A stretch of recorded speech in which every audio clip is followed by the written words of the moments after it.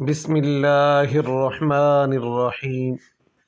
حضرت سیدنا ابو بکر بن فضل رحمۃ اللہ علیہ فرماتے ہیں کہ میں نے جب بار بار اصرار کر کے ایک رومی دوست سے اسلام لانے کا سبب پوچھا تو اس نے بیان کیا کہ ہمارے ملک پر مسلمانوں کا لشکر حملہ آور ہوا، جنگ ہوئی، کچھ لوگ ہمارے قتل ہوئے اور کچھ ان کے۔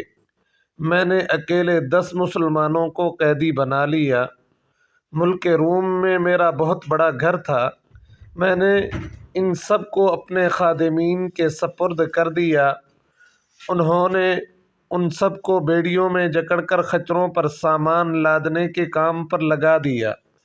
ایک دن میں نے ان قیدیوں پر مقرر ایک خادم کو دیکھا کہ اس نے ایک قیدی سے کچھ لیا اور اس کو نماز پڑھنے کے لیے چھوڑ دیا۔ میں نے اس خادم کو پکڑ کر مارا اور پوچھا، بتاؤ تم اس قیدی سے کیا لیتے ہو؟ تو اس نے بتایا، یہ ہر نماز کے وقت مجھے 1 دینار یعنی 1 سونے کا سکہ دیتا ہے۔ میں نے پوچھا، کیا اس کے پاس دینار موجود ہیں؟ تو اس نے بتایا، نہیں، مگر جب یہ نماز سے فارغ ہوتا ہے تو اپنا ہاتھ زمین پر مارتا ہے اور اس سے 1 دینار نکال کر مجھے دے دیتا ہے۔ خادم کا بیان سن کر مجھے شوق ہوا کہ میں اس کی حقیقت جانوں، لہٰذا جب دوسرا دن ہوا تو میں اس خادم کا یونیفارم پہن کر اس کی جگہ کھڑا ہو گیا۔ جب ظہر کا وقت ہوا تو اس نے مجھے اشارہ کیا کہ مجھے نماز پڑھنے دے تو میں تجھے 1 دینار دوں گا۔ میں نے کہا، میں 2 دینار سے کم نہیں لوں گا۔ اس نے کہا، ٹھیک ہے۔ میں نے اسے کھول دیا۔ اس نے نماز پڑھی۔ جب فارغ ہوا تو میں نے دیکھا کہ اس نے اپنا ہاتھ زمین پر مارا اور وہاں سے نئے 2 دینار نکال کر مجھے دے دیے۔ جب عصر کا وقت ہوا تو اس نے میری طرف اشارہ کیا۔ میں نے اسے اشارہ کیا کہ میں 5 دینار سے کم نہیں لوں گا۔ وہ اس نے مان لیا۔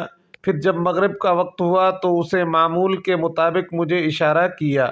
میں نے کہا، میں 10 دینار سے کم نہیں لوں گا۔ اس نے میری بات مان لی اور جب نماز سے فارغ ہوا تو زمین سے 10 دینار نکال کر مجھے دے دیے۔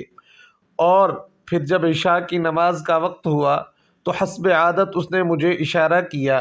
میں نے کہا، میں 20 دینار سے کم نہیں لوں گا۔ پھر بھی اس نے میری بات تسلیم کر لی اور نماز سے فراغت پا کر اس نے زمین سے 20 دینار نکالے اور مجھے تھما کر کہنے لگا، جو مانگنا ہے مانگو، میرا مولا بہت غنی و کریم ہے، میں اس سے جو مانگوں گا وہ عطا کرے گا۔ اس کا یہ معاملہ دیکھ کر مجھے یقین ہو گیا کہ یہ کوئی ولی اللہ ہے۔ مجھ پر اس کا رعب طاری ہو گیا اور میں نے اس کو زنجیروں سے آزاد کر دیا اور وہ رات میں نے رو رو کر گزار دی۔ اگلی صبح جب ہوئی تو میں نے اسے بلا کر اس کی تعظیم و تکریم کی، اسے اپنا پسندیدہ لباس پہنایا اور اختیار دیا کہ وہ چاہے تو ہمارے شہر میں عزت والے مکان یا محل میں رہے اور چاہے تو اپنے شہر چلا جائے۔ اس نے اپنے شہر جانا پسند کیا۔ میں نے ایک خچر منگوایا اور راستے کے اخراجات دے کر اسے خچر پر سوار کیا۔ اس نے مجھے دعا دی، اللہ پاک اپنے پسندیدہ دین پر تیرا خاتمہ فرمائے۔ اس کا یہ جملہ مکمل نہ ہوا تھا کہ میرے دل میں دین اسلام کی محبت گھر کر گئی۔ پھر میں نے اپنے 10 غلام اس کے ہمراہ بھیجے، انہیں حکم دیا کہ اسے نہایت احترام کے ساتھ لے جاؤ۔ پھر اس کو ایک قلم، دوات اور کاغذ دیا اور ایک نشانی مقرر کر لی کہ جب وہ بحفاظت تمام اپنے مقام پر پہنچ جائے تو وہ نشانی لکھ کر میری طرف بھیج دے۔ خادمین کی واپسی۔ ہمارے اور اس کے شہر کے درمیان 5 دن کا فاصلہ تھا۔ جب 6واں دن آیا تو میرے خدام میرے پاس آئے۔ ان کے پاس رقعہ بھی تھا جس میں اس کا خط اور وہ علامت موجود تھی۔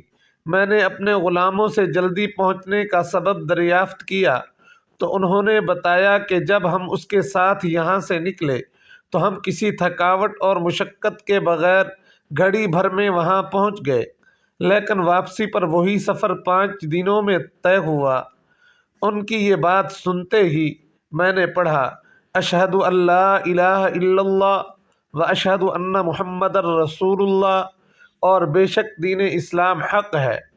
मैं गवाही देता हूँ कि अल्लाह ताला के सिवा कोई माबूद नहीं, और मैं गवाही देता हूँ कि यकीनन हज़रत मोहम्मद सल्लल्लाहु अलैहि वसल्लम अल्लाह पाक के रसूल सल्लल्लाहु अलैहि व आलिहि वसल्लम हैं, और बेशक दीन इस्लाम हक़ है। फिर मैं रूम से निकलकर मुसलमानों के शहर आ गया। हिकायतें और नसीहतें, सफ़ा नंबर 179। बेशक जो अल्लाह ताला का हो जाता है, अल्लाह ताला उसके हो जाते हैं। इस वाक़या से हमें यह सबक मिलता है कि जो बंदा अपने आप को अल्लाह ताला के हुक्म के ताबे कर देता है, तो फिर अल्लाह ताला कायनात की हर चीज़ के दिल में इसकी मोहब्बत को डाल देते हैं। अल्लाह रब्बुल इज़्ज़त हमें अमल की तौफ़ीक़ अता फ़रमाए, आमीन।